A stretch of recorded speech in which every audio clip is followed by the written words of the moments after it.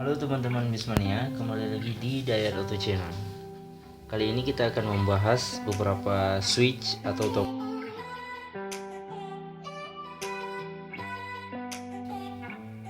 Kita mulai dari yang ini. Ini adalah pengaturan air suspension untuk turun standarnya, dan yang di atas adalah untuk naik standarnya.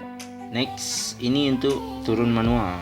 Ini bisa diceperin sampai habis nih. Ini untuk mereng kiri, atau orang bis-bis biasanya sebut serong kiri. Oke, yang lambang TC ini biasanya digunakan pada saat hujan ya. Atau ini anti slip, atau bisa dibilang dengan stability control. Coba kita tes ya.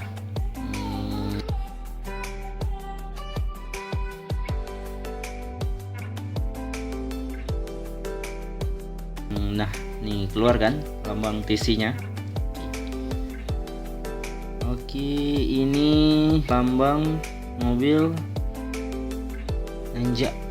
Oh, ini apabila mesin mati saat mobil nanjak. Nah, ini bisa digunakan sebagai pengganti rem tangan. Oke, kita next.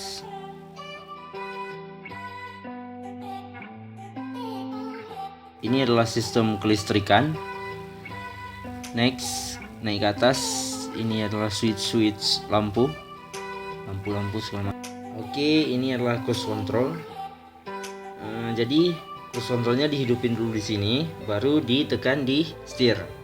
Oke, next, ini adalah lampu lagi.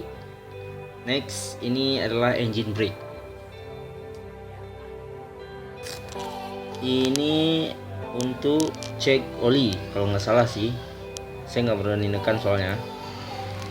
Oke, next. Oke, naik lagi ke atas. Ini adalah switch lampu-lampu lagi. Ini lampu, pintu segala macam.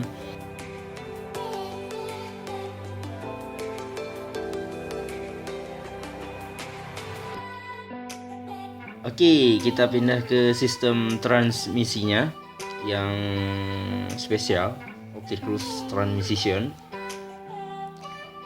Ini di atas ini adalah netral, ke bawah, putar ke bawah adalah drive. Ini adalah aplikasi sistem gigimaticnya kalau nggak salah saya deh.